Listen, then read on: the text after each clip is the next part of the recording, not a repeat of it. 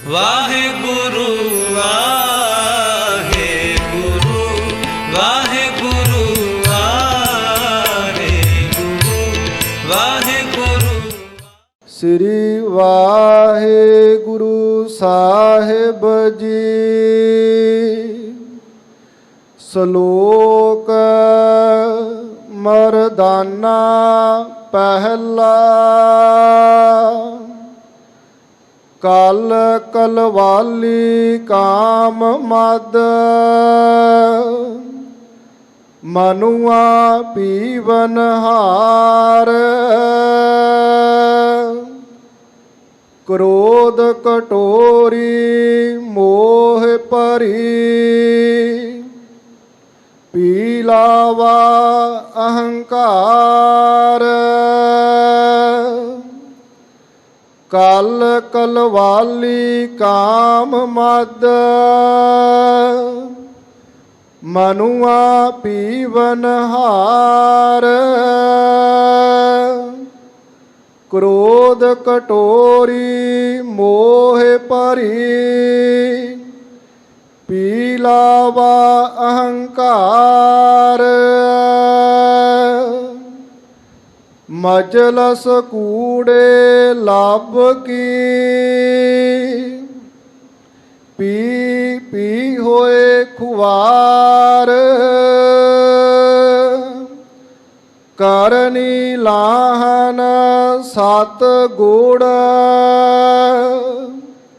ਸੱਚ ਸਰਾ ਕਰ ਸਾਰ। ਗੁਣ ਮੰਡੇ ਕਰ ਸੀਲ ਘਿਓ, ਸਰਮ ਮਾਸ ਆਹਾਰ। ਗੁਰਮੁਖ ਪਾਈਐ ਨਾਨਕਾ, ਖਾਧੈ ਜਾਹੇ ਬੇਕਾਰ। ਗੁਣ ਮੰਡੇ ਕਰ ਸੀਲ ਘਿਓ, ਸਰਮ ਮਾਸ ਆਹਾਰ। ਗੁਰਮੁਖ ਪਾਈਐ ਨਾਨਕਾ, ਖਾਧੈ ਜਾਹੇ ਬੇਕਾਰ। ਵਾਹਿਗੁਰੂ ਜੀ ਕਾ ਖਾਲਸਾ, ਵਾਹਿਗੁਰੂ ਜੀ ਕੀ ਫਤਿਹ।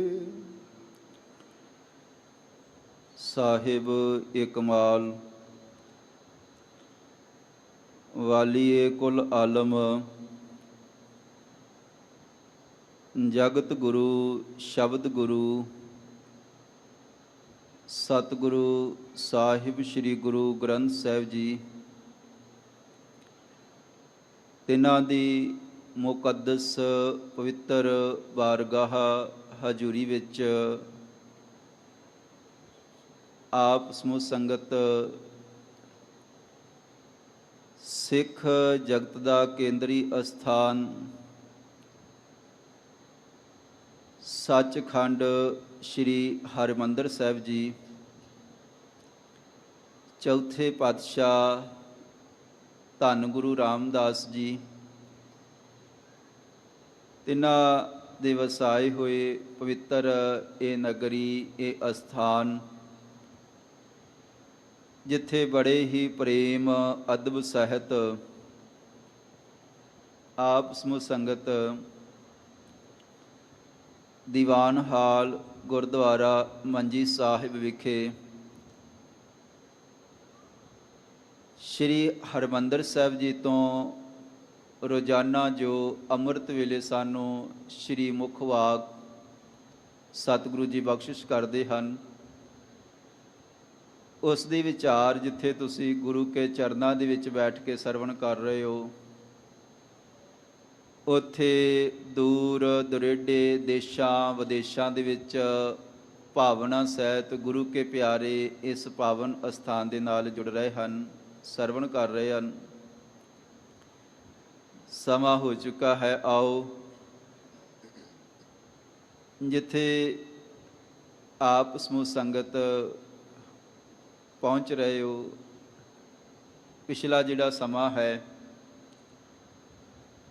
ਬੜਾ ਹੀ ਵੈਰਾਗਮਈ, ਕਿਉਂਕਿ ਪਹਿਲਾਂ ਪੰਚਮ ਪਾਤਸ਼ਾਹ ਧੰਨ ਗੁਰੂ ਅਰਜਨ ਦੇਵ ਜੀ ਦਾ ਸ਼ਹੀਦੀ ਦਿਹਾੜਾ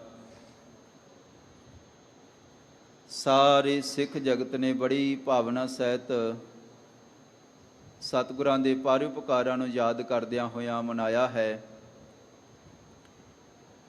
ਔਰ ਉੱਥੇ ਨਾਲ ਹੀ ਆ ਪਿਛਲੇ ਦਿਨ ਤੀਸਰਾ ਜਿਹੜਾ ਘੱਲੂਘਾਰਾ ਹੋਇਆ ਹੈ,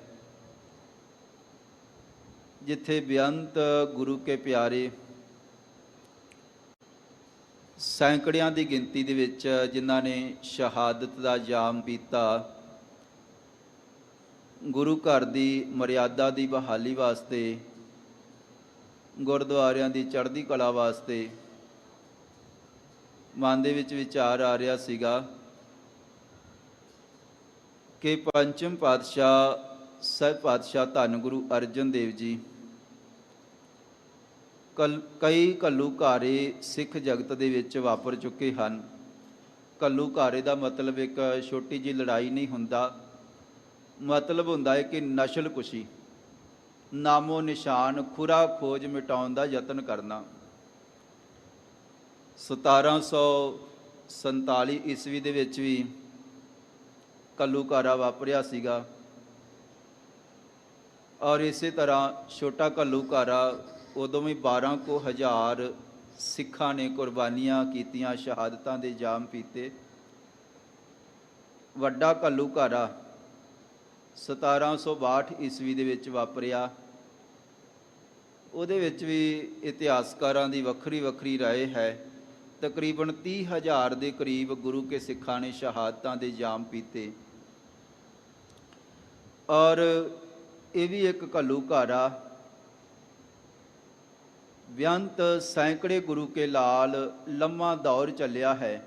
ਬਾਅਦ ਵਿੱਚ ਵੀ ਜਦੋਂ ਫਿਰ ਮਰਜੀਵੜਿਆਂ ਨੇ ਪਿੱਛੇ ਨਹੀਂ ਹਟੇ, ਕੁਰਬਾਨੀ ਕੀਤੀ ਹੈ, ਕਿਉਂਕਿ ਜਿਹੜਾ ਇਹ ਸ਼ਹਾਦਤਾਂ ਦਾ ਨੀਂਹ ਪੱਥਰ ਹੈ ਪੰਚਮ ਪਾਤਸ਼ਾਹ ਧੰਨ ਗੁਰੂ ਅਰਜਨ ਦੇਵ ਜੀ ਨੇ ਰੱਖਿਆ ਹੈ। ਤੇ ਗੁਰਮੁਖੋ ਤੁਸੀਂ ਜਾਣਦੇ ਹੋ ਕਿ ਨੀਂਹ ਜਿਹੜੀ ਹੈ ਜਿਤਨੀ ਗਹਿਰੀ ਹੋਵੇਗੀ, ਜਿਤਨੀ ਡੂੰਘੀ ਹੋਏਗੀ, ਜਿਤਨੀ ਵਿਸ਼ਾਲ ਹੋਏਗੀ, ਜਿਤਨੀ ਪੱਕੀ ਹੋਏਗੀ, ਉਹਦੇ ਉੱਪਰ ਮੰਜ਼ਲਾਂ ਇਮਾਰਤਾਂ ਉਤਨੀਆਂ ਹੀ ਵੱਧ ਖੜੀਆਂ ਹੋ ਸਕਦੀਆਂ ਹਨ। ਤੁਸੀਂ ਘਰ ਬਣਾਉਂਦੇ ਹੋ ਨਾ, ਤੇ ਸਿਆਣੇ ਬੰਦੇ ਸਾਰਾ ਜ਼ੋਰ ਲਾ ਦਿੰਦੇ ਹਨ ਕਿ ਨੀਂਹ ਚੰਗੀ ਤਗੜੀ ਹੋਵੇ। ਜੇ ਨੀਂਹ ਤਗੜੀ ਹੋਵੇਗੀ ਤੇ ਭਲਕੇ ਕੱਲ੍ਹ ਨੂੰ ਉੱਤੇ ਕੁਛ ਵੀ ਬਣਾਇਆ ਜਾ ਸਕੇਗਾ, ਕੁਛ ਵੀ ਬਣਾ ਲਓ। ਜਦੋਂ ਇਹ ਇਤਿਹਾਸ ਪੜ੍ਹਦੇ ਆ ਨਾ, ਤੇ ਪੰਚਮ ਪਾਤਸ਼ਾਹ ਧੰਨ ਗੁਰੂ ਅਰਜਨ ਦੇਵ ਜੀ ਦਾ ਜੀਵਨ ਪੜ੍ਹ ਰਹੇ ਆ, ਤੇ ਗੁਰੂ ਘਰ ਦੇ ਨਾਲ ਈਰਖਾ ਜਿਹੜੀ ਹੈ ਉਹ ਗੁਰੂ ਅਰਜਨ ਦੇਵ ਜੀ ਦੇ ਵੇਲੇ ਨਹੀਂ, ਗੁਰੂ ਨਾਨਕ ਦੇਵ ਜੀ ਦੇ ਵੇਲੇ ਹੀ ਆਰੰਭ ਹੋ ਗਈ ਸੀਗੀ।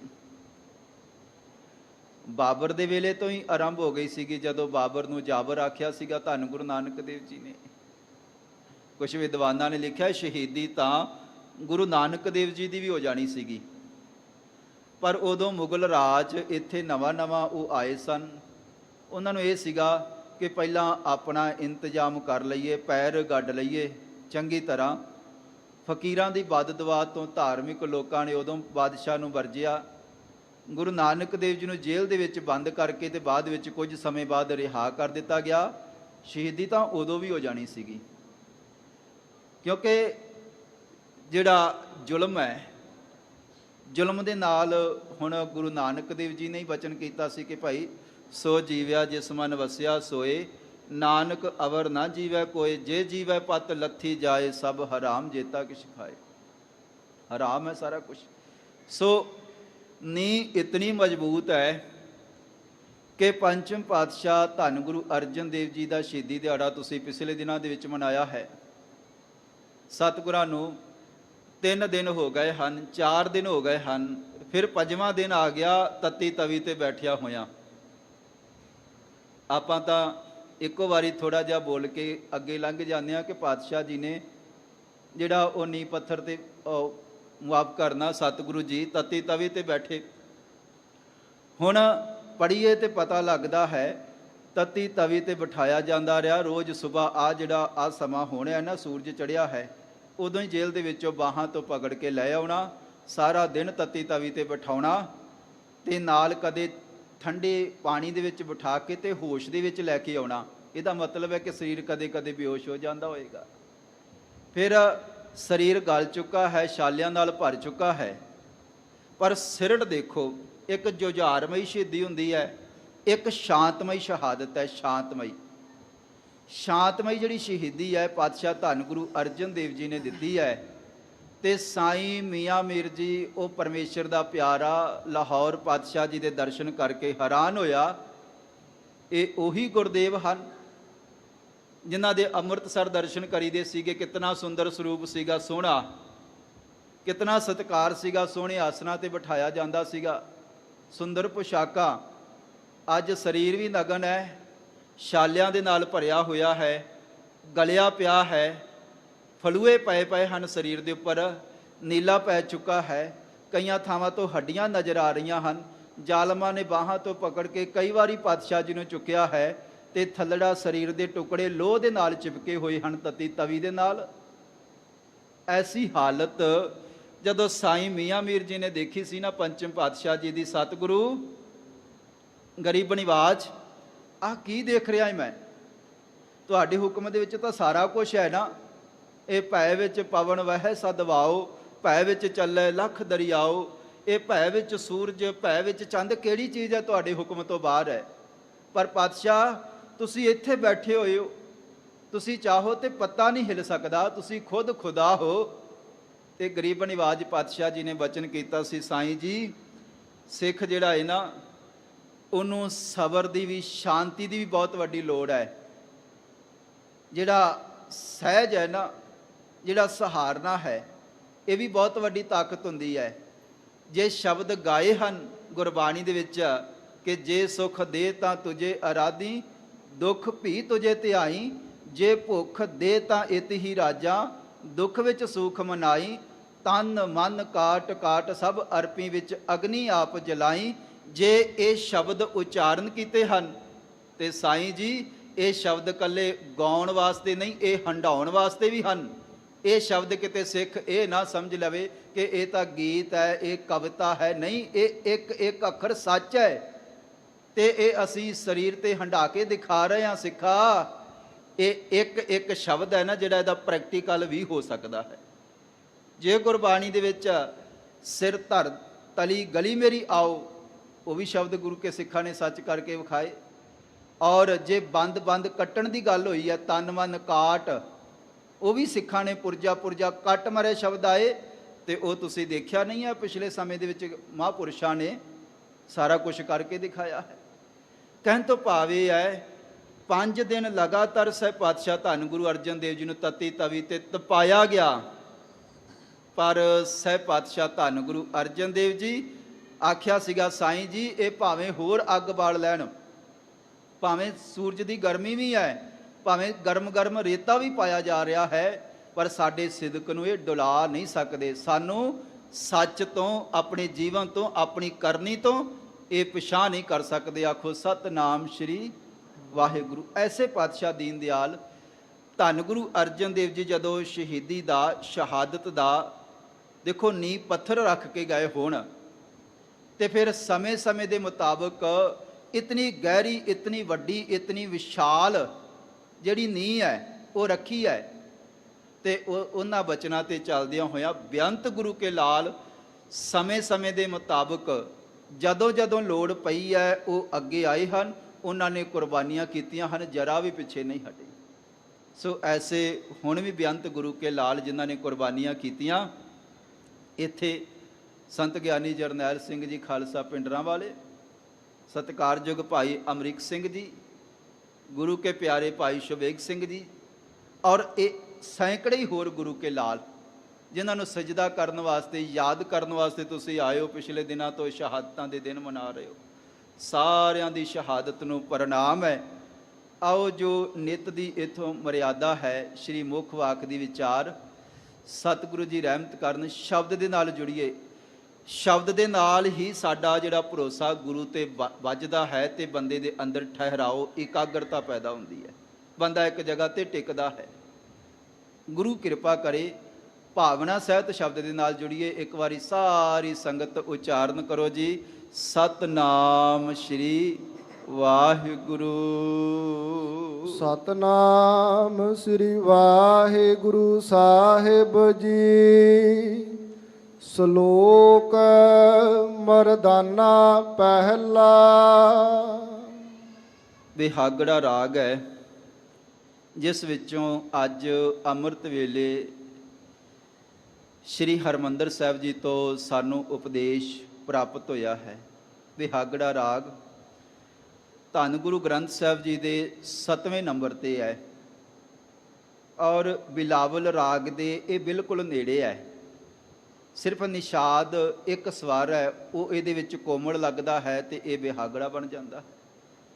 ਸੋ ਬਿਹਾਗੜੇ ਰਾਗ ਦੇ ਵਿੱਚ ਗਰੀਬ ਨਿਵਾਜ ਸਾਹਿਬ ਪਾਤਸ਼ਾਹ ਧੰਨ ਗੁਰੂ ਨਾਨਕ ਦੇਵ ਜੀ ਦਾ ਉਪਦੇਸ਼, ਗੁਰੂ ਨਾਨਕ ਦੇਵ ਜੀ ਦਾ ਪਵਿੱਤਰ ਬਚਨ ਔਰ ਸ਼ਲੋਕ ਮਹੱਲਾ, ਸ਼ਲੋਕ ਮਰਦਾਨਾ ਪਹਿਲਾ ਸ਼ਬਦ ਦਾ ਜਿਹੜਾ ਸਰਲੇਖ ਹੈ ਨਾ, ਉਹਦੇ ਉੱਪਰ ਦਰਜ ਹੈ ਮਰਦਾਨਾ ਪਹਿਲਾ।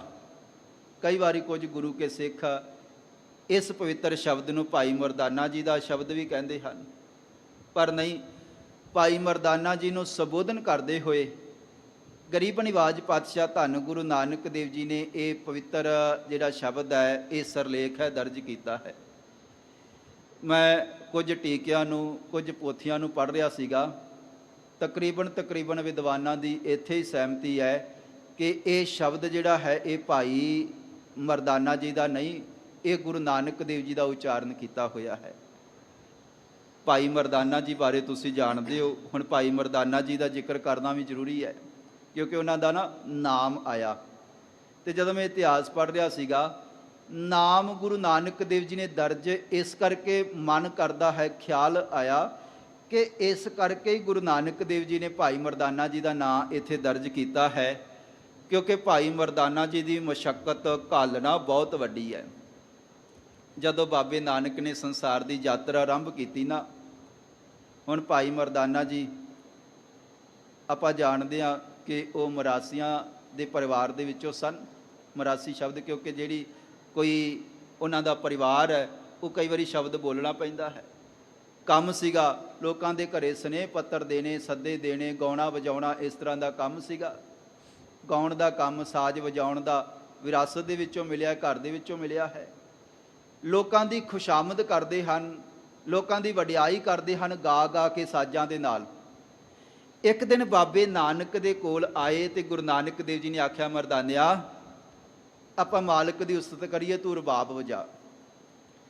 ਗੁਰੂ ਨਾਨਕ ਦੇਵ ਜੀ ਦੇ ਨਾਲ ਭਾਈ ਮਰਦਾਨਾ ਜੀ ਨੇ ਰਬਾਬ ਵਜਾਈ ਹੈ। ਇਤਨਾ ਆਨੰਦ ਆਇਆ, ਇਤਨੀ ਪ੍ਰਸੰਨਤਾ ਆਈ, ਖੁਸ਼ ਹੋਏ। ਆਖਿਆ, ਬਾਬਾ ਕੀ ਗਾਇਆ ਹੈ? ਧੰਨ ਗੁਰੂ ਨਾਨਕ ਦੇਵ ਜੀ, ਇਹ ਭਾਈ ਪਰਮੇਸ਼ਰ ਦੀ ਵਡਿਆਈ ਹੈ, ਧੁਰ ਕੀ ਬਾਣੀ ਹੈ, ਅਕਾਲ ਪੁਰਖ ਦੀ ਬਾਣੀ ਹੈ। ਤੇ ਭਾਈ ਮਰਦਾਨਾ ਜੀ ਨੇ ਬਚਨ ਕੀਤਾ ਸੀ, ਬਾਬਾ ਮਨ ਕਰਦਾ ਹੈ ਇਹੀ ਵਡਿਆਈ ਕਰਦਿਆਂ ਕਰਦਿਆਂ ਸਾਰੀ ਜ਼ਿੰਦਗੀ ਲੰਘ ਜਾਵੇ।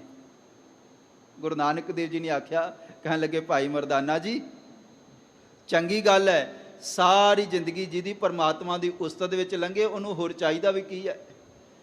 ਤੇ ਗਰੀਬ ਨਿਵਾਜ ਧੰਨ ਗੁਰੂ ਨਾਨਕ ਦੇਵ ਜੀ ਦੇ ਚਰਨਾਂ ਦੇ ਵਿੱਚ ਭਾਈ ਮਰਦਾਨਾ ਜੀ ਨੇ ਬੇਨਤੀ ਕੀਤੀ, ਪਾਤਸ਼ਾਹ ਇੰਜ ਕਰੋ, ਮੈਨੂੰ ਸਾਰੀ ਜ਼ਿੰਦਗੀ ਵਾਸਤੇ ਆਪਣਾ ਸਾਥੀ ਬਣਾ ਲਓ, ਆਪਾਂ ਉਸਤਤ ਕਰਦੇ ਰਹੀਏ, ਵਡਿਆਈ ਕਰਦੇ ਰਹੀਏ, ਮੈਂ ਤੁਹਾਡੇ ਨਾਲ ਹੀ ਰਵਾਂਗਾ। ਉੱਥੇ ਫਿਰ ਧੰਨ ਗੁਰੂ ਨਾਨਕ ਦੇਵ ਜੀ ਦੇ 3 ਬਚਨ ਗੁਰਮੁਖੋਂ ਧਿਆਨ ਦੇਣ ਵਾਲੇ ਹਨ। ਕਹਿਣ ਲੱਗੇ ਭਾਈ ਗੁਰੂ ਨਾਨਕ ਦੇਵ ਜੀ ਭਾਈ ਮਰਦਾਨਾ ਜੀ ਨੂੰ, ਮਰਦਾਨਿਆ ਅਸੀਂ ਤੈਨੂੰ ਨਾ ਆਪਣੇ ਨਾਲ ਰੱਖਾਂਗੇ, ਪਰ 3 ਬਚਨ ਜਿਹੜੇ ਸਾਡੇ ਹਨ ਉਹ ਤੁਹਾਨੂੰ ਧਾਰਨ ਕਰਨੇ ਪੈਣਗੇ, ਮੰਨਣੇ ਪੈਣਗੇ। ਬਾਬਾ ਕਿਹੜੇ 3 ਬਚਨ? ਮੈਂ ਹਰ ਹੁਕਮ ਮੰਨਣ ਵਾਸਤੇ ਤਿਆਰ ਹਾਂ। ਗੁਰੂ ਨਾਨਕ ਦੇਵ ਜੀ ਨੇ ਬਚਨ ਕੀਤਾ, ਭਾਈ ਮਰਦਾਨਾ ਜੀ ਇੱਕ ਤਾਂ ਕੇਸ ਰੱਖੋ ਤੇ ਦਸਤਾਰ ਸਜਾਇਆ ਕਰੋ। ਪਹਿਲਾਂ ਉਹ ਟੋਪੀ ਪਹਿਨਦੇ ਸਨ, ਇਹਦਾ ਮਤਲਬ ਹੈ ਕੇਸ ਪਹਿਲਾਂ ਨਹੀਂ ਹੋਣਗੇ। ਇਹ ਜਨਮ ਸਾਖੀ ਦੇ ਵਿੱਚ ਜ਼ਿਕਰ ਹੈ। ਪਹਿਲਾ ਬਚਨ ਸੀਗਾ ਕੇਸ ਰੱਖੋ ਤੇ ਦਸਤਾਰ ਸਜਾਓ। ਜ਼ਰੂਰੀ ਹੈ ਦਸਤਾਰ, ਗੁਰੂ ਕੇ ਸਿੱਖੋ ਕਹਿ ਨਾ ਦਿਆ ਕਰੋ ਕਿ ਅਸੀਂ ਅੰਦਰੋਂ ਸਾਫ਼ ਹਾਂ, ਫਿਰ ਕੀ ਹੈ। ਨਹੀਂ, ਦਸਤਾਰ ਜ਼ਰੂਰੀ ਹੈ, ਕੇਸ ਜ਼ਰੂਰੀ ਹਨ। ਸਿੱਖ ਹੈ, ਬਾਬੇ ਨਾਨਕ ਦਾ ਵਚਨ ਹੈ। ਭਾਵੇਂ ਅਸੀਂ ਕਹਿੰਦੇ ਹਾਂ ਕਿ ਧੰਨ ਗੁਰੂ ਗੋਬਿੰਦ ਸਿੰਘ ਜੀ ਦਾ ਹੁਕਮ ਹੈ ਸਿੱਖਾਂ ਨੂੰ, ਕੇਸ ਉਹਨਾਂ ਨੇ ਕਕਾਰ ਬਖਸ਼ਿਆ, ਪਰ ਨਹੀਂ, ਇਹ ਕਕਾਰ ਗੁਰੂ ਨਾਨਕ ਦੇਵ ਜੀ ਨੇ ਵੀ ਬਖਸ਼ਿਆ ਹੈ। ਸ਼ੁਰੂ ਤੋਂ ਹੀ ਇਹ ਉਪਦੇਸ਼ ਸਿੱਖਾਂ ਨੂੰ ਹੁੰਦਾ ਆਇਆ ਹੈ। ਕਹਿਣ ਲੱਗੇ ਮਰਦਾਨਿਆ, ਪਹਿਲਾ ਵਚਨ ਹੈ ਕਿ ਦਸਤਾਰ ਸਜਾਉਣੀ ਹੈ, ਕੇਸ ਰੱਖਣੇ ਹਨ। ਤੇ ਦੂਸਰਾ ਵਚਨ ਹੈ ਅੰਮ੍ਰਿਤ ਵੇਲੇ ਉੱਠ ਕੇ ਇਸ਼ਨਾਨ ਕਰਕੇ ਬੰਦਗੀ ਕਰਨੀ ਹੈ, ਧਰਮਸ਼ਾਲਾ ਦੇ ਵਿੱਚ ਹਾਜ਼ਰੀ ਭਰਨੀ ਹੈ। ਆ ਤੁਸੀਂ ਬੈਠੇ ਹੋ, ਹਾਜ਼ਰੀਆਂ ਭਰ ਰਹੇ ਹੋ, ਅੰਮ੍ਰਿਤ ਵੇਲੇ ਆਏ ਹੋ। ਤੇ ਤੀਸਰਾ ਵਚਨ ਹੈ ਮਰਦਾਨਿਆ, ਜਦੋਂ ਕਿਤੇ ਲੋੜ ਪਵੇ, ਮੁਸੀਬਤ ਬਣੇ, ਕਿਸੇ ਤੇ ਭੀੜ ਪਵੇ ਤਾਂ ਉਹਦੀ ਸਹਾਇਤਾ ਕਰਨੀ ਹੈ, ਮਦਦ ਕਰਨੀ ਹੈ। ਬਾਬਾ ਮੈਂ ਤਿੰਨੋਂ ਵਚਨ ਤੁਹਾਡੇ ਯਾਦ ਰੱਖਾਂਗਾ, ਜ਼ਿੰਦਗੀ 'ਚ ਧਾਰਨ ਕਰਾਂਗਾ, ਮੈਨੂੰ ਆਪਣੇ ਨਾਲ ਰੱਖੋ। ਫਿਰ ਸਹਿਬ ਪਾਤਸ਼ਾਹ ਧੰਨ ਗੁਰੂ ਨਾਨਕ ਦੇਵ ਜੀ ਨੇ ਭਾਈ ਮਰਦਾਨਾ ਨੂੰ ਸਾਰੀ ਜ਼ਿੰਦਗੀ ਆਪਣੇ ਨਾਲ ਰੱਖਿਆ ਹੈ। ਅੱਜ ਵੀ ਸਿੱਖ ਇਹ ਤਿੰਨ ਵਚਨ ਗੁਰੂ ਨਾਨਕ ਦੇਵ ਜੀ ਦੇ ਧਾਰਨ ਕਰ ਲਵੇ ਤੇ ਉਹ ਸਾਰੀਆਂ ਖੁਸ਼ੀਆਂ ਗੁਰੂ ਕੀਆਂ ਪ੍ਰਾਪਤ ਕਰ ਸਕਦਾ ਹੈ ਅੱਜ ਵੀ। ਸੋ ਭਾਈ ਮਰਦਾਨਾ ਜੀ ਨੇ, ਮੀਂਹ ਦਾ ਸਮਾਂ ਹੈ, ਹਨੇਰੀ ਹੈ, ਝੱਖੜ ਹੈ, ਕਈ ਦਿਨ ਭੁੱਖਿਆਂ ਰਹਿਣਾ ਪਿਆ ਹੈ, ਜੰਗਲੀ ਸਫ਼ਰ ਹੈ, ਪੈਰਾਂ ਦੇ ਵਿੱਚ, ਚਰਨਾਂ ਦੇ ਵਿੱਚ ਕੰਡੇ ਵੀ ਵੱਜੇ ਹੋਣਗੇ, ਬੜੀਆਂ ਬਿਪਤਾਵਾਂ, ਜੰਗਲੀ ਜਾਨਵਰ, ਕਈ ਦਿਨ ਪਿੰਡ ਨਹੀਂ ਸੀ ਆਉਂਦਾ। ਗੁਰੂ ਨਾਨਕ ਦੇਵ ਜੀ 12 ਸਾਲ ਦੀ ਉਦਾਸੀ ਕਰਦੇ ਪਏ ਹਨ ਤੇ ਲੰਮਾ ਸਮਾਂ ਪਿੰਡ ਹੀ ਨਹੀਂ ਆ ਰਿਹਾ। ਪਰ ਭਾਈ ਮਰਦਾਨਾ ਜੀ ਹਮੇਸ਼ਾ ਹੀ ਆਪਣੇ ਸਾਥੀ ਸਹਿਬ ਪਾਤਸ਼ਾਹ ਧੰਨ ਗੁਰੂ ਨਾਨਕ ਦੇਵ ਜੀ ਦੇ ਨਾਲ ਰਹੇ ਹਨ। ਤੇ ਗੁਰਮੁਖੋ, ਮੈਂ ਇਹ ਬਚਨ ਹੁਣ ਲੰਮਾ ਨਾ ਕਰਾਂ ਕਿਉਂਕਿ ਆਪਾਂ ਸ਼ਬਦ ਦੀ ਵਿਚਾਰ ਦੇ ਨਾਲ ਜੁੜਨਾ ਹੈ। ਭਾਈ ਮਰਦਾਨਾ ਜੀ ਨੇ, ਜ਼ਿਆਦਾਤਰ ਵਿਦਵਾਨਾਂ ਨੇ ਲਿਖਿਆ ਹੈ ਕਿ 47 ਸਾਲ ਗੁਰੂ ਨਾਨਕ ਦੇਵ ਜੀ ਦੇ ਨਾਲ ਰਬਾਬ ਦੀ ਸੇਵਾ ਕੀਤੀ ਹੈ ਭਾਈ ਮਰਦਾਨਾ ਜੀ ਨੇ। ਮੈਂ ਹੁਣ ਇਹ ਸ਼ਬਦ ਸਾਂਝਾ ਕਰਨ ਲੱਗਾ ਕਿ ਭਾਈ ਮਰਦਾਨਾ ਜੀ ਦਾ ਨਾਮ ਗੁਰਬਾਣੀ ਦੇ ਵਿੱਚ ਗੁਰੂ ਨਾਨਕ ਸਾਹਿਬ ਜੀ ਨੇ ਕਿਉਂ ਲਿਖਿਆ ਹੈ। ਹੁਣ ਇਤਨੀ ਲੰਬੀ ਸਮਾਂ ਰਬਾਬ ਵਜਾਈ ਹੈ, ਸੇਵਾ ਕੀਤੀ ਹੈ, ਕੀਰਤਨ ਕੀਤਾ ਹੈ, ਔਰ ਉਸ ਵੇਲੇ ਫਿਰ ਨਾ ਜਦੋਂ ਭਾਈ ਮਰਦਾਨਾ ਜੀ ਦਾ ਅਖੀਰਲਾ ਸਮਾਂ ਆਇਆ ਤੇ ਉਦੋਂ ਗੁਰੂ ਨਾਨਕ ਦੇਵ ਜੀ ਜਗਤ ਜਲੰਦੇ ਨੂੰ ਤਾਰਦੇ ਹੋਏ ਅਫਗਾਨਿਸਤਾਨ ਦੇ ਵਿੱਚ ਸੀਗੇ। ਇੱਕ ਨਗਰ ਆਇਆ ਕੁਰਮ, ਤੇ ਉੱਥੇ ਦਰਿਆ ਦੇ ਕੰਢੇ ਤੇ ਸਹਿਬ ਪਾਤਸ਼ਾਹ ਧੰਨ ਗੁਰੂ ਨਾਨਕ ਦੇਵ ਜੀ ਨੇ ਮਾਲਕ ਦੀ ਉਸਤਤ ਕੀਤੀ ਹੈ। ਤੇ ਪਰਮੇਸ਼ਰ ਦੇ ਪਿਆਰਿਆਂ ਨੂੰ ਪਹਿਲਾਂ ਹੀ ਸੁਨੇਹਾ ਆ ਜਾਂਦਾ ਹੈ, ਪਤਾ ਲੱਗ ਜਾਂਦਾ ਹੈ ਕਿ ਹੁਣ ਸਾਡਾ ਅਖੀਰਲਾ ਸਮਾਂ ਹੈ। ਭਾਈ ਮਰਦਾਨੇ ਨੇ ਹੱਥ ਜੋੜੇ, ਹੇ ਬਾਬਾ, ਮੇਰੀ ਸੰਸਾਰਿਕ ਯਾਤਰਾ ਪੂਰੀ ਹੋਣ ਵਾਲੀ ਹੈ, ਮੈਂ ਇੱਥੋਂ ਹੁਣ ਤੁਹਾਡਾ ਸਾਥ, ਹੇ ਪਾਤਸ਼ਾਹ ਧੰਨ ਗੁਰੂ ਨਾਨਕ ਦੇਵ ਜੀ, ਸਰੀਰ ਕਰਕੇ ਮੇਰਾ ਇਤਨਾ ਹੀ ਸੀਗਾ, ਹੁਣ ਮੈਂ ਜਾਣ ਲੱਗਿਆ ਹਾਂ, ਮੈਨੂੰ ਆਗਿਆ ਬਖਸ਼ੋ। ਭਾਈ ਮਰਦਾਨਾ ਜੀ, ਗੁਰੂ ਨਾਨਕ ਦੇਵ ਜੀ ਬੜੇ ਸ਼ਾਂਤ ਹੋਏ, ਆਪਣੇ ਸੇਵਕ ਤੇ ਖੁਸ਼ ਵੀ ਬੜੇ ਹਨ, ਪ੍ਰਸੰਨ ਵੀ ਬੜੇ ਹਨ। ਆਖਣ ਲੱਗੇ, ਮਰਦਾਨਿਆ, ਬਹੁਤ ਵੱਡੀ ਸੇਵਾ ਕੀਤੀ ਹੈ, ਤੇਰਾ ਜਗਤ ਦੇ ਵਿੱਚ ਨਾਮ ਰਵੇ, ਇਸਲਾਮ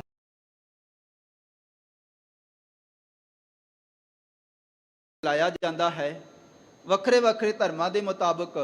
ਤੇ ਜਿਹੜੇ ਵੈਸ਼ ਲੋਕ ਹਨ ਉਹ ਸਰੀਰ ਨੂੰ ਇਸੇ ਤਰ੍ਹਾਂ ਖੁੱਲ੍ਹਾ ਛੱਡ ਦਿੰਦੇ ਹਨ।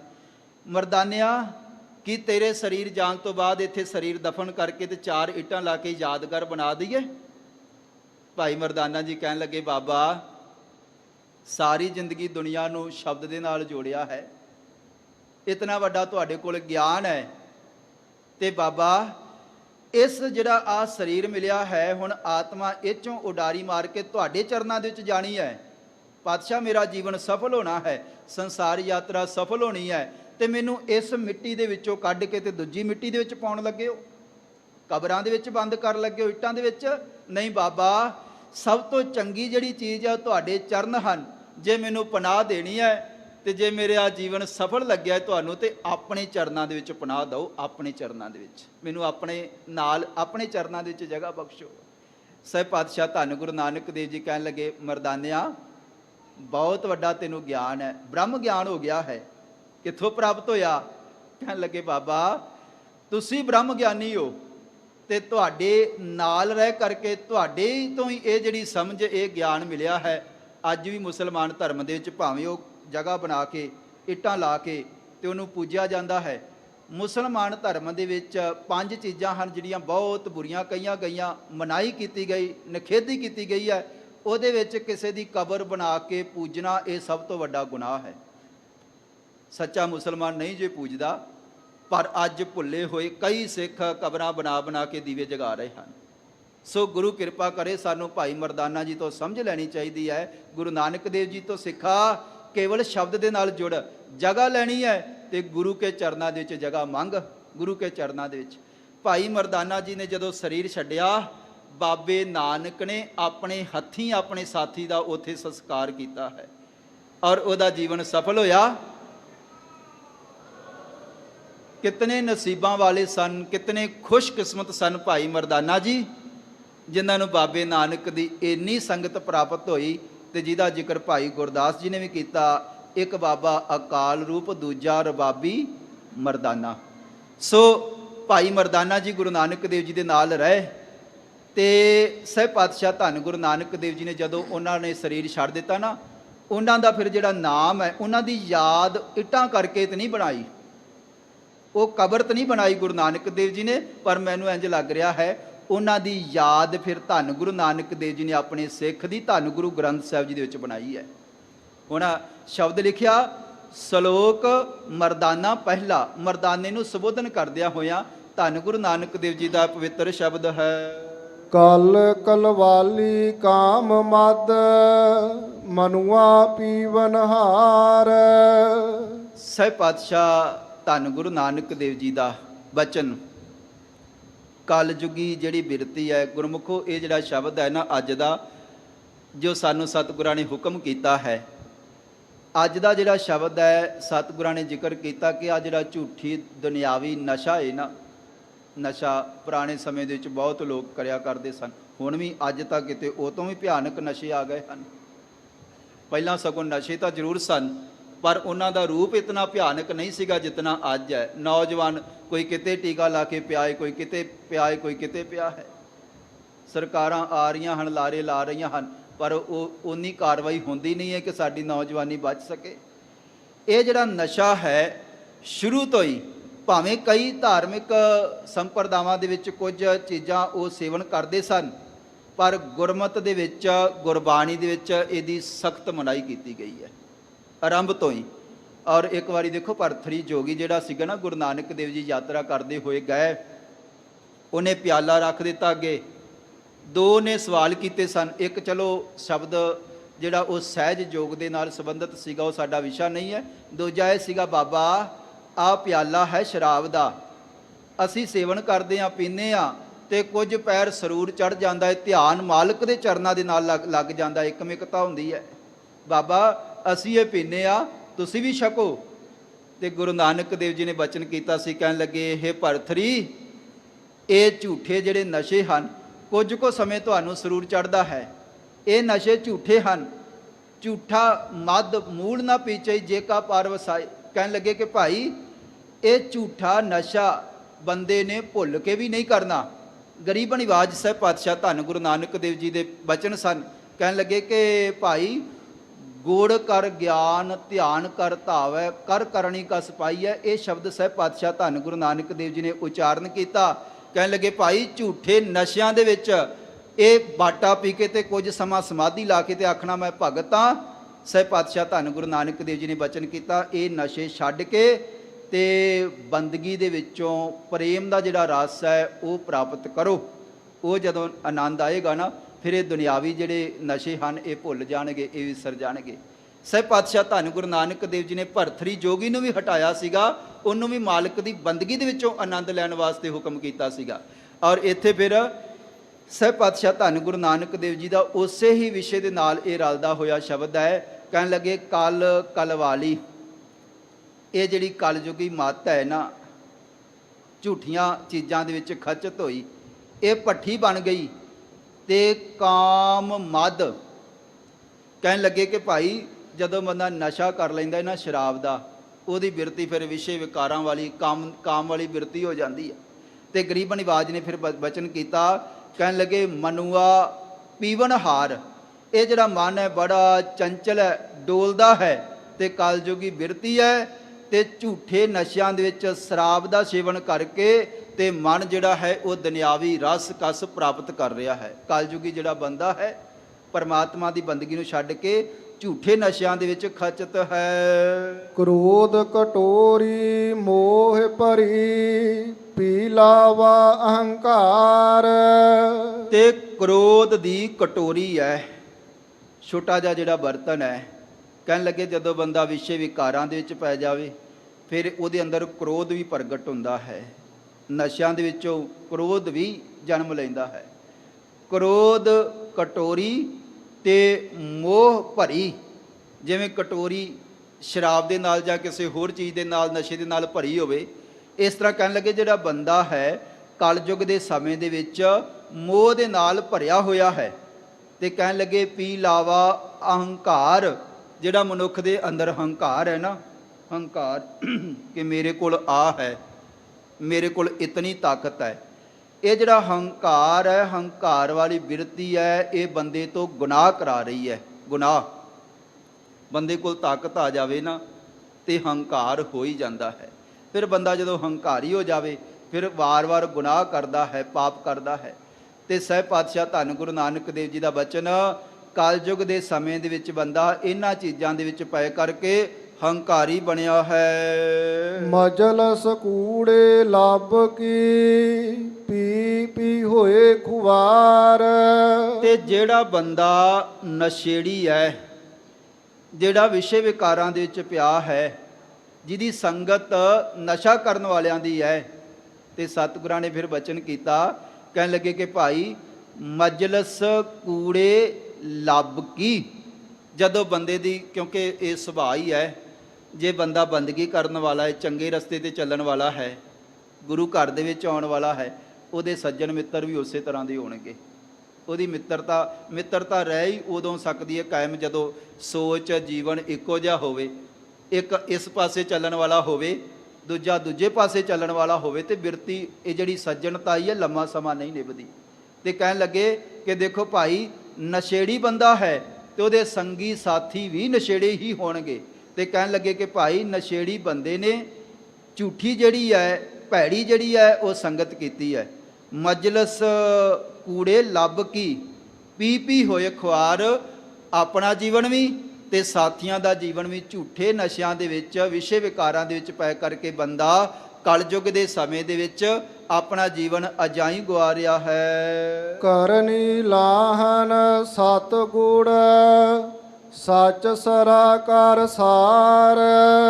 ਤੇ ਸਤਿਗੁਰਾਂ ਨੇ ਫਿਰ ਅੱਗੇ ਸ਼ਬਦ ਉਚਾਰਨ ਕੀਤਾ, ਕਹਿਣ ਲੱਗੇ ਕਰਨੀ ਲਾਹਨ।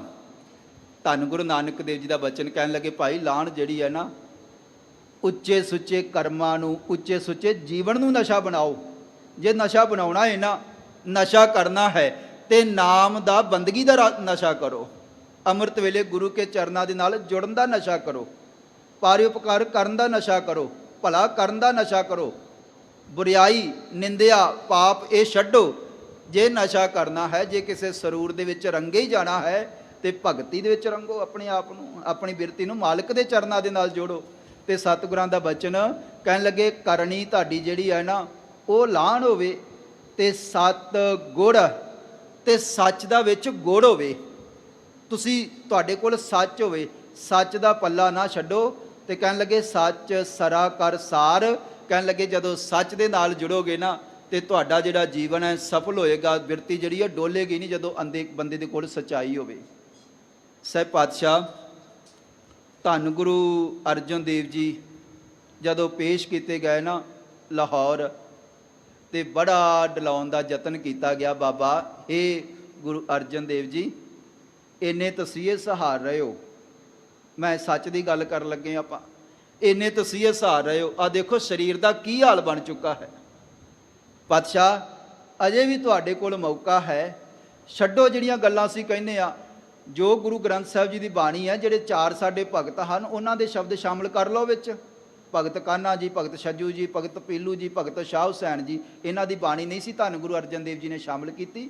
ਇਹਨਾਂ ਨੇ ਵੀ ਸ਼ਿਕਾਇਤ ਲਾਈ ਸੀ ਬਾਦਸ਼ਾਹ ਨੂੰ, ਤੇ ਨਾਲ ਬਚਨ ਕੀਤਾ ਕਿ ਜਿਹੜੀ ਮਿੱਟੀ ਮੁਸਲਮਾਨ ਕੀ ਪੇੜਾ ਪਈ ਘੁਮਿਆਰ ਵਾਲੇ ਸ਼ਬਦ ਕੱਢ ਦਿਓ, ਜਿਹਦੇ ਤੇ ਸਾਨੂੰ ਕੁਝ ਇਤਰਾਜ਼ ਹੈ, ਇਹ ਸ਼ਬਦ ਕੱਢ ਲਓ, ਤੇ ਜਿਹੜੇ ਸ਼ਬਦ ਅਸੀਂ ਕਹਿ ਰਹੇ ਹਾਂ ਸਾਡੇ ਭਗਤਾਂ ਦੇ, ਇਹ ਸ਼ਾਮਲ ਕਰ ਲਓ, ਤੇ 2 ਲੱਖ ਰੁਪਈਆ ਜਾਂ ਜੁਰਮਾਨਾ ਭਰੋ। ਆਹ ਗੱਲਾਂ ਇਹਨਾਂ ਨੂੰ ਮੰਨ ਲਓ ਤੇ ਹੇ ਪਾਤਸ਼ਾਹ ਤੁਹਾਨੂੰ ਛੱਡ ਦਿੱਤਾ ਜਾਏਗਾ। ਗੁਰੂ ਅਰਜਨ ਦੇਵ ਜੀ ਨੇ ਬਚਨ ਕੀਤਾ ਸੀ, ਮੈਂ ਸੱਚ ਦੀ ਗੱਲ ਕੀਤੀ ਹੈ, ਮੈਂ ਸੱਚ ਵਾਸਤੇ ਖੜਾ ਹਾਂ, ਸੱਚ ਵਾਸਤੇ ਕੁਰਬਾਨੀ ਕਰਾਂਗਾ, ਸੱਚ ਦਾ ਪੱਲਾ ਨਹੀਂ ਛੱਡਾਂਗਾ। ਹਾਂ, ਅੱਜ ਮੈਂ ਆਪਣੇ ਸਰੀਰ ਨੂੰ ਇੱਥੋਂ ਬਚਾ ਕੇ ਲੈ ਗਿਆ। ਦੇਖੋ, ਜਿਹੜਾ ਗੁਰਮੁਖ ਹੁੰਦਾ ਉਹ ਸੱਚ ਦਾ ਪੱਲਾ ਨਹੀਂ ਛੱਡਦਾ। ਗੁਰੂ ਅਰਜਨ ਦੇਵ ਜੀ ਨੇ ਬਚਨ ਕੀਤਾ ਸੀਗਾ, ਕਿਉਂਕਿ ਸ਼ਹਾਦਤਾਂ ਦੇ ਦਿਨ ਚੱਲ ਰਹੇ ਹਨ। ਜੇ ਕੋਈ ਉਦਾਹਰਣ ਲੈਣੀ ਹੈ ਤੇ ਮੇਰਾ ਮਨ ਕਰ ਰਿਹਾ ਪਾਤਸ਼ਾਹ ਜੀ ਦੇ ਜੀਵਨ ਦੇ ਵਿੱਚੋਂ ਹੀ ਲਈਏ। ਤਤੀ ਤਵੀ ਤੇ ਬੈਠਿਆਂ ਪਾਤਸ਼ਾਹ ਜੀ ਨੇ ਬਚਨ ਕੀਤਾ ਸੀ, ਕਹਿਣ ਲੱਗੇ ਭਾਈ ਸੱਚ ਦਾ ਪੱਲਾ ਨਹੀਂ ਛੱਡਾਂਗੇ। ਹਾਂ, ਜੇ ਮੈਂ ਅੱਜ ਸੱਚ ਦਾ ਪੱਲਾ ਛੱਡ ਦਿੱਤਾ, ਮੈਂ ਤਾਂ ਬਚ ਕੇ ਇੱਥੋਂ ਚਲਿਆ ਜਾਵਾਂਗਾ। ਹੋ ਸਕਦਾ ਕੁਝ ਦਿਨ ਮਲਮ ਪੱਟੀ ਵੈਦ ਕਰਨ ਤੇ ਸਰੀਰ ਦਾ ਬਚਾਅ ਹੋ ਜਾਵੇ, ਪਰ ਜਿਹੜਾ ਹੈ ਸੱਚ ਉਹ ਹਮੇਸ਼ਾ ਵਾਸਤੇ ਦਫਨ ਹੋ ਜਾਏਗਾ। ਝੂਠ ਦਾ ਬੋਲਬਾਲਾ ਹੋਏਗਾ ਤੇ ਕਹਿਣ ਲੱਗੇ ਸੱਚ ਤਾਂ ਫਿਰ ਹਮੇਸ਼ਾ ਵਾਸਤੇ ਖਤਮ ਹੋ ਜਾਏਗਾ। ਕਹਿਣ ਲੱਗੇ ਸਰੀਰ ਨਾਸ਼ ਹੋ ਜਾਵੇ ਕੋਈ ਪਰਵਾਹ ਨਹੀਂ, ਪਰ ਸੱਚ ਦਾ ਪੱਲਾ ਨਹੀਂ ਛੱਡਣਾ। ਸੱਚ ਵਾਸਤੇ ਕੁਰਬਾਨ ਹੋਣਾ ਵੀ ਮਨਜ਼ੂਰ ਹੈ। ਖਤਮ ਹੋ ਜਾਵਾਂਗਾ ਪਰ ਸੱਚ ਦਾ ਪੱਲਾ ਨਹੀਂ ਛੱਡਾਂਗਾ। ਜਿਹੜਾ ਗੁਰੂ ਕਾ ਪਿਆਰਾ ਹੈ ਨਾ, ਉਹ ਹਮੇਸ਼ਾ ਸੱਚ ਦੇ ਨਾਲ ਜੁੜ ਕੇ ਚੱਲਦਾ ਹੈ, ਭਾਵੇਂ ਕਿਤਨੀਆਂ ਵੀ ਕੁਰਬਾਨੀਆਂ ਦੇਣੀਆਂ ਪੈਣ। ਤੇ ਸਤਿਗੁਰਾਂ ਨੇ ਇੱਥੇ ਬਚਨ ਵੀ ਕੀਤਾ, ਗੁਰੂ ਨਾਨਕ ਦੇਵ ਜੀ ਨੇ, ਭਾਈ ਸੱਚ ਦਾ ਪੱਲਾ ਪਕੜ, ਸੱਚ ਦੇ ਨਾਲ ਜੁੜ, ਇਸ ਤਰ੍ਹਾਂ ਤੇਰਾ ਜੀਵਨ ਸਫਲ ਹੋ ਜਾਏਗਾ। ਗੁਣ ਮੰਡੇ ਕਰ ਸੀਲ ਘਿਓ, ਸਰਮ ਮਾਸ ਆਹਾਰ। ਤੇ ਗੁਣ ਜਿਹੜੇ ਹਨ ਮੰਡੇ, ਮੰਡੇ ਦਾ ਅਰਥ ਵਿਦਵਾਨਾਂ ਨੇ ਪ੍ਰਸ਼ਾਦੇ ਕੀਤਾ ਹੈ। ਪ੍ਰਸ਼ਾਦਾ ਆਪਾਂ ਕਹਿੰਦੇ ਆ। ਕਹਿਣ ਲੱਗੇ ਇੱਕ ਇੱਕ ਜਿਹੜਾ ਗੁਣ ਆ ਨਾ, ਦੁਨੀਆ ਦੇ ਵਿੱਚ ਬੜੇ ਗੁਣ ਹਨ। ਗੁਰੂ ਕਾ ਜਿਹੜਾ ਪਿਆਰਾ ਹੈ ਨਾ, ਉਹਨੂੰ ਕੋਸ਼ਿਸ਼ ਕਰਦੇ ਰਹਿਣਾ ਚਾਹੀਦਾ ਹੈ। ਨਿੱਤੀ ਕੋਈ ਨਾ ਕੋਈ ਆਪਣਾ ਅਵਗੁਣ ਛੱਡੀ ਜਾਵੇ ਤੇ ਗੁਣ ਜਿਹੜੇ ਹਨ ਉਹ ਗ੍ਰਹਿਣ ਕਰੀ ਜਾਵੇ। ਗੁਰਬਾਣੀ ਦਾ ਵਿੱਚ ਵੀ ਬਚਨ ਹੈ ਨਾ, ਸਾਂਝ ਕਰੀਜੈ ਗੁਨਾਹ ਕੇਰੀ, ਛੋੜ ਅਵਗੁਣ ਚੱਲੀਐ। ਕਿ ਭਾਈ ਅਵਗੁਣਾਂ ਨੂੰ ਛੱਡਦੇ ਜਾਓ ਤੇ ਗੁਣ ਗ੍ਰਹਿਣ ਕਰਦੇ ਰਹੋ ਤੇ ਗੁਰੂ ਦੀਆਂ ਖੁਸ਼ੀਆਂ ਪ੍ਰਾਪਤ ਹੋ ਜਾਣਗੀਆਂ। ਜਦੋਂ ਤੁਸੀਂ ਸੱਚੇ ਹੋਵੋਗੇ ਤੇ ਗੁਣ ਦਾ ਪੱਲਾ ਪਕੜੋਗੇ। ਤੇ ਧੰਨ ਗੁਰੂ ਨਾਨਕ ਦੇਵ ਜੀ ਦਾ ਬਚਨ ਕਹਿਣ ਲੱਗੇ, ਗੁਰਮੁਖੋ ਝੂਠੇ ਨਸ਼ੇ ਛੱਡ ਕੇ ਤੇ ਗੁਣ ਮੰਡੇ, ਜਿਹੜਾ ਤੁਹਾਡਾ ਛਕਣ ਵਾਲਾ ਪ੍ਰਸ਼ਾਦਾ ਹੈ ਉਹ ਗੁਣਾਂ ਦੇ ਹੋਣ। ਕਹਿਣ ਤੋਂ ਭਾਵ ਜਿਸ ਤਰ੍ਹਾਂ ਇੱਕ ਇੱਕ ਪ੍ਰਸ਼ਾਦਾ ਤਨ ਦੀ ਖੁਰਾਕ ਹੈ ਨਾ ਸਾਡੀ, ਇਸੇ ਤਰ੍ਹਾਂ ਬੰਦੇ ਦੇ ਮਨ ਦੀ ਖੁਰਾਕ ਇਹ ਹੈ ਕਿ ਬੰਦਾ ਕੋਈ ਨਾ ਕੋਈ ਗੁਣ ਗ੍ਰਹਿਣ ਕਰੇ, ਜੀਵਨ ਤਾਂ ਉੱਚਾ ਸੁੱਚਾ ਹੋਏਗਾ। ਤੇ ਸਤਿਗੁਰਾਂ ਨੇ ਬਚਨ ਕੀਤਾ, ਗੁਣ ਮੰਡੇ ਕਰ ਸੀਲ ਘਿਓ। ਤੇ ਕਹਿਣ ਲੱਗੇ ਨਿਮਰਤਾ ਰੱਖਣੀ, ਸੀਲ ਸੁਭਾਅ ਰੱਖਣਾ। ਕਹਿਣ ਲੱਗੇ ਇਹਦਾ ਭਾਈ ਇਹਨੂੰ ਘਿਓ ਬਣਾ। ਤੇ ਸ਼ਰਮ ਮਾਸ ਆਹਾਰ, ਕਈ ਬੰਦੇ ਮਾਸ ਦਾ ਸੇਵਨ ਕਰਦੇ ਹਨ। ਮਾਸ ਦੂਜਿਆਂ ਨੂੰ ਮਾਰ ਕੇ ਆਪਣੀ ਜ਼ੁਬਾਨ ਦਾ ਚਸਕਾ ਪੂਰਾ ਕਰਦੇ ਹਨ। ਤੇ ਸਤਿਗੁਰਾਂ ਨੇ ਬਚਨ ਕੀਤਾ, ਜੇ ਤੂੰ ਮਾਸ ਦਾ ਸ਼ੌਕੀਨ ਹੈ ਨਾ, ਤੇ ਉਹ ਮਾਸ ਦੂਜਿਆਂ ਦੇ ਉੱਪਰ ਮਾਰ ਕੇ ਕਿਸੇ ਜੀਵ ਨੂੰ, ਉਹਦਾ ਨਹੀਂ। ਸਤਿਗੁਰਾਂ ਨੇ ਬਚਨ ਕੀਤਾ, ਕਹਿਣ ਲੱਗੇ ਭਾਈ ਸ਼ਰਮ ਦਾ, ਲੱਜਾ ਦਾ ਮਾਸ ਬਣਾ, ਉਹਦਾ ਆਹਾਰ ਕਰੋ ਜੀ। ਗੁਰਮੁਖ ਪਾਈਐ ਨਾਨਕਾ, ਖਾਧੈ ਜਾਹੇ ਬਿਕਾਰ। ਹੇ ਗੁਰੂ ਕੀ ਬਿਰਤੀ ਵਾਲਿਆ ਸਜਣਾ, ਗੁਰਮੁਖ ਪਾਈਐ ਨਾਨਕਾ, ਹੇ ਮਨਾ, ਇਹੋ ਜਿਹਾ ਜਦੋਂ ਤੇਰਾ ਭੋਜਨ ਹੋਵੇਗਾ ਨਾ, ਗੁਣਾ ਵਾਲਾ, ਬੰਦਗੀ ਵਾਲਾ, ਸਿਮਰਨ ਵਾਲਾ, ਤੇ ਕਹਿਣ ਲੱਗੇ ਖਾਧੈ ਜਾਹੇ ਬਿਕਾਰ, ਖਾਣ ਦੇ ਨਾਲ ਵਿਸ਼ੇ ਵਿਕਾਰ, ਭੈੜੀ ਮੱਤ ਜਿਹੜੀ ਹੈ ਉਹ ਚਲੀ ਜਾਵੇਗੀ, ਖਤਮ ਹੋ ਜਾਵੇਗੀ। ਮਰਦਾਨਾ ਪਹਿਲਾ। ਫਿਰ ਪਾਤਸ਼ਾਹ ਜੀ ਨੇ ਭਾਈ ਮਰਦਾਨਾ ਜੀ ਨੂੰ ਸੰਬੋਧਨ ਕਰਦਿਆਂ ਹੋਇਆਂ ਉਹਨਾਂ ਦਾ ਨਾਮ ਫਿਰ ਦਰਜ ਕੀਤਾ। ਅੱਗੇ ਪਾਤਸ਼ਾਹ ਜੀ ਕਿਰਪਾ ਕਰਦੇ ਹਨ, ਕਾਇਆ ਲਾਹਨ ਆਪ ਮਦ, ਮਜਲਸ ਤ੍ਰਿਸ਼ਨਾ ਧਾਤ। ਕਾਇਆ, ਆ ਜਿਹੜਾ ਸਰੀਰ ਹੈ, ਇਹਨੂੰ ਸਤਿਗੁਰਾਂ ਨੇ ਬਚਨ ਕੀਤਾ, ਇਹ ਲਾਹਨ, ਕਾਇਆ ਲਾਹਨ ਆਪ ਮਦ। ਬੰਦੇ ਨੇ, ਆਪ ਦਾ ਮਤਲਬ ਹਉਮੈ, ਹੰਗਤਾ। ਕਹਿਣ ਲੱਗੇ ਇਹਦੀ ਸ਼ਰਾਬ, ਮਜਲਸ, ਤ੍ਰਿਸ਼ਨਾ, ਧਾਤ। ਤੇ ਇੱਕ ਇਹ ਹੈ ਬਿਰਤੀ, ਆ ਵੀ ਮੇਰੇ ਕੋਲ ਆ ਜਾਵੇ, ਆ ਵੀ ਮੇਰੇ ਕੋਲ ਆ ਜਾਵੇ, ਇੰਨਾ ਕੁਛ ਮੇਰੇ ਕੋਲ ਹੋ ਜਾਵੇ। ਬੰਦਾ ਰੱਜਦਾ ਨਹੀਂ ਹੈ। ਗੁਰਬਾਣੀ ਦੇ ਵਿੱਚ ਬਚਨ ਹੈ, ਤ੍ਰਿਸ਼ਨਾ ਬਿਰਲੇ ਹੀ ਕੇ ਬੁਝੀ ਹੈ, ਕੋਟ ਜੋਰੇ ਲੱਖ ਕਰੋਰੇ, ਮਨ ਨਾ ਹੋ ਰਹਿ, ਪਰ ਹੀ ਕੋ ਲੁਜੀ ਹੈ। ਮਨ ਨੇ ਤਾਂ ਰੱਜਣਾ ਨਹੀਂ ਹੈ, ਬੜੇ ਪਾਪ ਕਰ ਰਿਹਾ ਹੈ, ਆ ਵੀ ਮੇਰੇ ਕੋਲ ਆ ਜਾਵੇ, ਆ ਵੀ ਕਿਸੇ ਦੇ ਪੱਲੇ ਪੈ ਨਹੀਂ ਨਾ ਦੇਵਾਂ ਕੁਛ। ਬੰਦਾ ਕਰ ਰਿਹਾ ਹੈ ਕੋਸ਼ਿਸ਼, ਪਰ ਪਾਤਸ਼ਾਹ ਜੀ ਬਚਨ ਕੀਤੇ, ਇਹ ਨਾ ਨਸ਼ੇ ਦੇ ਵਿੱਚ ਹੈ। ਇਹ ਕਾਮ, ਕ੍ਰੋਧ, ਲੋਭ ਦਾ ਨਸ਼ਾ ਹੈ, ਮੋਹ ਦਾ ਨਸ਼ਾ ਹੈ। ਸਾਰਾ ਕੁਝ ਚਾਹੁੰਦਾ ਹੈ ਮੇਰੇ ਕੋਲ ਆ ਜਾਵੇ। ਇਹ ਨਸ਼ੇ ਦੇ ਵਿੱਚ ਹੈ ਤੇ ਇਸ ਨਸ਼ੇ ਦੇ ਵਿੱਚ ਪੈ ਕਰਕੇ ਇਹ ਜੀਵਨ ਅਜਾਈ ਗਵਾ ਰਿਹਾ ਹੈ। ਤ੍ਰਿਸ਼ਨਾ ਬੁਝਣੀ ਨਹੀਂ ਹੈ, ਜੀਵਨ ਖਤਮ ਹੋ ਜਾਣਾ ਹੈ ਤੇ ਖਾਲੀ ਹੱਥ ਬੰਦੇ ਨੇ ਸੰਸਾਰ ਤੋਂ ਤੁਰ ਜਾਣਾ ਹੈ। ਪਰ ਪਾਤਸ਼ਾਹ ਜੀ ਨੇ ਬਚਨ ਕੀਤਾ, ਆਪਣੀ ਜਿਹੜੀ ਬਿਰਤੀ ਇਸ ਤਰ੍ਹਾਂ ਦੀ ਬਣਾ ਕਰਕੇ ਜੀਵਨ ਅਜਾਈ ਜਾ ਰਿਹਾ ਹੈ। ਮਨਸਾ ਕਟੋਰੀ ਕੂੜ ਭਰੀ ਪੀ ਲਾਏ ਜਮਕਾਲ। ਤੇ ਮਨਸਾ ਰੂਪੀ ਜਿਹੜੀ ਕਟੋਰੀ ਹੈ ਨਾ, ਮਨਸਾ ਸ਼ਬਦ ਵਿਦਵਾਨਾਂ ਨੇ ਅਰਥ ਕੀਤਾ ਹੈ, ਇੱਕ ਸ਼ਬਦ ਹੈ ਆਸਾ। ਆਸਾ ਦਾ ਮਤਲਬ ਹੁੰਦਾ ਹੈ ਕਿ ਉਹ ਚੀਜ਼ ਜਿਹੜੀ ਲੰਮਾ ਸਮਾਂ ਅੰਦਰ ਬਿਰਤੀ ਬਣੀ ਰਵੇ ਕਿ ਆਹ ਮੈਨੂੰ ਚਾਹੀਦਾ ਹੈ, ਗੁਰੂ ਦੇ ਕੋਲੋਂ ਮੰਗਦਾ ਹੈ। ਮਨਸਾ ਜਿਹੜੀ ਥੋੜੇ ਕੋ ਸਮੇਂ ਵਾਸਤੇ ਪੈਦਾ ਹੋਵੇ ਫਿਰ ਖਤਮ ਹੋ ਜਾਵੇ।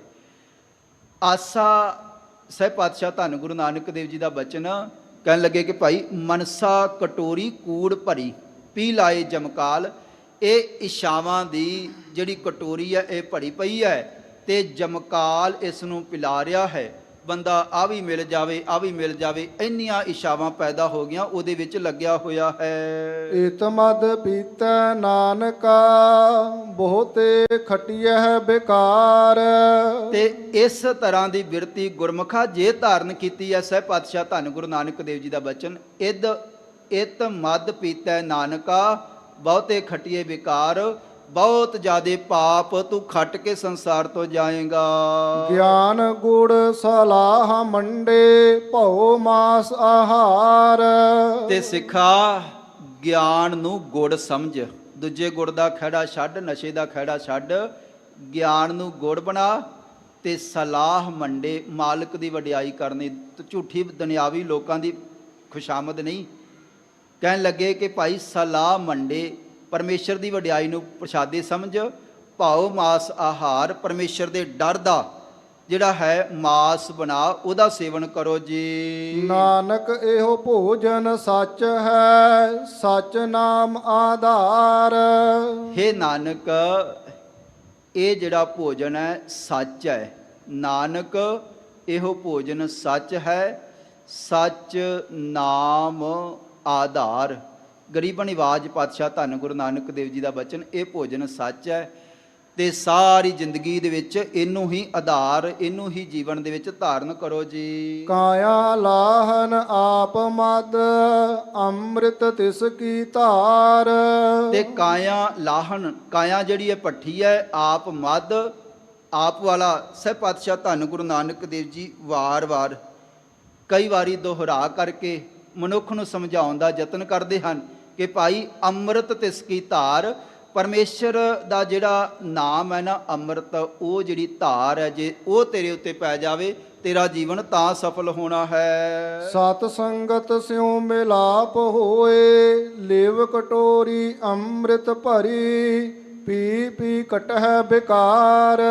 ਤੇ ਸਿੱਟਾ ਸਹਿਬ ਪਾਤਸ਼ਾਹ ਧੰਨ ਗੁਰੂ ਨਾਨਕ ਦੇਵ ਜੀ ਇਹ ਕੱਢਦੇ ਹਨ ਕਿ ਸੰਗਤ ਜਦੋਂ ਚੰਗੀ ਹੋ ਜਾਵੇ ਨਾ, ਗੁਰੂ ਕੀ ਸੰਗਤ ਪ੍ਰਾਪਤ ਹੋ ਜਾਵੇ, ਸਤ ਸੰਗਤ ਸਿਉ ਮਿਲਾਪ ਹੋਏ, ਤੇ ਕਹਿਣ ਲੱਗੇ ਲਿਵ ਕਟੋਰੀ ਅੰਮ੍ਰਿਤ ਭਰੀ, ਜਿਹੜੀ ਤੇਰੀ ਲਿਵ ਹੈ ਅੰਮ੍ਰਿਤ ਦੇ ਨਾਲ ਭਰ ਜਾਵੇ।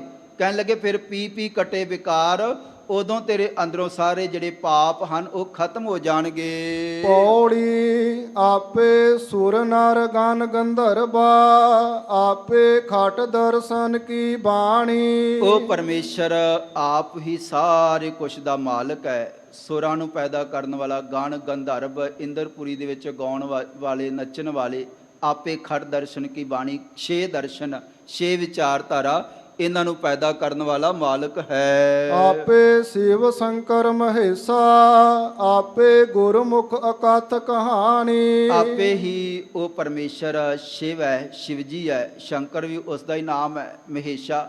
ਆਪੇ ਗੁਰਮੁਖ ਅਕਥ ਕਹਾਣੀ, ਆਪ ਹੀ ਪਰਮੇਸ਼ਰ ਸੇਵਕਾਂ ਦੀ ਕਿਰਪਾ ਕਰਕੇ ਗੁਰਮੁਖਾਂ ਤੇ ਅਕਥ ਕਹਾਣੀ ਜਿਹੜੀ ਬਿਆਨ ਨਹੀਂ ਕੀਤੀ ਜਾ ਸਕਦੀ, ਉਹਦੀ ਵਿਚਾਰ ਪਰਮੇਸ਼ਰ ਆਪ ਹੀ ਕਰਾਉਂਦਾ ਹੈ। ਆਪੇ ਜੋਗੀ ਆਪੇ ਭੋਗੀ, ਆਪੇ ਸੰਨਿਆਸੀ ਫਿਰੈ ਬਿਬਾਣੀ। ਪਰਮੇਸ਼ਰ ਆਪ ਹੀ ਜੋਗੀ ਹੈ, ਜੋਗੀ ਹੋ ਕੇ ਵਰਤਦਾ ਹੈ, ਆਪੇ ਹੀ ਭੋਗੀ ਹੈ ਮਾਲਕ, ਤੇ ਆਪੇ ਸੰਨਿਆਸੀ ਫਿਰੈ ਬਿਬਾਣੀ।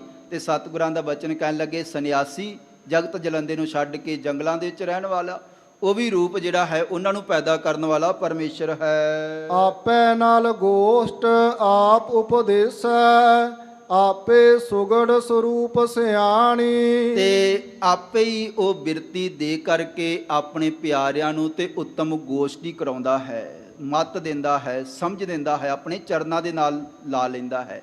ਆਪ ਉਪਦੇਸ਼ ਹੈ, ਆਪ ਹੀ ਉਹ ਪ੍ਰੇਰਣਾ ਦੇਣ ਵਾਲਾ ਹੈ। ਤੇ ਆਪੇ ਸੁਗੜ ਸਰੂਪ ਸਿਆਣੀ, ਉਹ ਸੁਗੜ ਬਣਾਉਣ ਵਾਲਾ ਤੇ ਸੁੰਦਰ ਸਰੂਪ ਬਣਾਉਣ ਵਾਲਾ, ਸੋਹਣੇ ਸੋਹਣੇ ਸਰੀਰਾਂ ਨੂੰ ਪੈਦਾ ਕਰਨ ਵਾਲਾ ਉਹ ਪਰਮੇਸ਼ਰ ਆਪ ਹੈ। ਆਪਣਾ ਚੋਜ ਕਰ ਵੇਖੈ ਆਪੇ, ਆਪੇ ਸਭਨਾ ਜੀਆਂ ਕਾ ਹੈ ਜਾਣੀ। ਤੇ ਪਰਮੇਸ਼ਰ ਆਪਣੇ ਚੋਜ ਵਰਤਾ ਕਰਕੇ ਤੇ ਆਪੇ ਹੀ ਦੇਖ ਰਿਹਾ ਹੈ। ਤੇ ਅਖੀਰ ਦੇ ਵਿੱਚ ਸਤਿਗੁਰੂ ਜੀ ਬਚਨ ਕਰ ਰਹੇ ਹਨ, ਕਹਿਣ ਲੱਗੇ ਆਪਣਾ ਚੋਜ ਕਰ ਵੇਖੇ ਆਪੇ, ਆਪੇ ਸਭਨਾ ਜੀਆਂ ਕਾ ਹੈ ਜਾਣੀ। ਆਪ ਹੀ ਸਾਰਿਆਂ ਨੂੰ ਜਾਣਨ ਵਾਲਾ ਹੈ, ਚੋਜ ਵਰਤਾਉਣ ਵਾਲਾ ਹੈ। ਪਰਮੇਸ਼ਰ ਦੀ ਇਹ ਸਾਰੀ ਵਿਧੀ ਹੈ, ਵਿਧਾਨ ਹੈ, ਉਹਦੇ ਇਹ ਸਾਰੀਆਂ ਖੇਡਾਂ ਹਨ ਜੋ ਸੰਸਾਰ ਦੇ ਵਿੱਚ ਹੋ ਰਿਹਾ ਹੈ। ਗੁਰਮੁਖ ਜਿਹੜੇ ਗੁਰੂ ਦੀ ਮੱਤ ਲੈ ਕਰਕੇ ਜੀਵਨ ਸਫਲ ਕਰ ਲੈਂਦੇ ਹਨ। ਆਪ ਸਮੂਹ ਸੰਗਤ ਦਾ ਬਹੁਤ ਬਹੁਤ ਧੰਨਵਾਦ। ਪ੍ਰੇਮ ਸਹਿਤ ਗੁਰੂ ਕੇ ਚਰਨਾਂ ਦੇ ਵਿੱਚ ਹਾਜ਼ਰੀਆਂ ਭਰ ਰਹੇ ਹੋ। ਸਤਿਗੁਰੂ ਸਾਹਿਬ ਪਾਤਸ਼ਾਹ ਧੰਨ ਗੁਰੂ ਰਾਮਦਾਸ ਜੀ ਦਾ ਸ਼ੁਕਰਾਨਾ, ਜਿਨ੍ਹਾਂ ਦੇ ਪਵਿੱਤਰ ਅਸਥਾਨ ਧੰਨ ਗੁਰੂ ਗ੍ਰੰਥ ਸਾਹਿਬ ਜੀ ਦੀ ਅਪਾਰ ਬਖਸ਼ਿਸ਼ ਹੋਈ ਹੈ, ਜਿਨ੍ਹਾਂ ਦੀ ਕਿਰਪਾ ਦੇ ਨਾਲ ਆਪਾਂ ਵਿਚਾਰ ਸਾਂਝਾ ਕੀਤਾ ਹੈ। ਸਤਿਕਾਰਯੋਗ ਸਿੰਘ ਸਾਹਿਬਾਨ ਗਿਆਨੀ ਜਗਤਾਰ ਸਿੰਘ ਜੀ, ਜਿਨ੍ਹਾਂ ਦਾ ਹੁਕਮ ਹੋਇਆ, ਆਪ ਸਮੂਹ ਸੰਗਤ ਦੇ ਦਰਸ਼ਨ ਹੋਏ। ਧੰਨਵਾਦ। ਅਖੀਰ ਦੇ ਵਿੱਚ ਪੰਕਤੀਆਂ ਪੜ੍ਹ ਕੇ ਫਤਿਹ ਬੁਲਾਈਏ ਜੀ। ਆਪੈ ਨਾਲ ਗੋਸ਼ਟ ਆਪ ਉਪਦੇਸੈ, ਆਪੇ ਸੁਗੜ ਸਰੂਪ ਸਿਆਣੀ। ਆਪਣਾ ਚੋਜ ਕਰ ਵੇਖੈ ਆਪੇ, ਆਪੇ ਸਭਨਾ ਜੀਆਂ ਕਾ ਹੈ ਜਾਣੀ।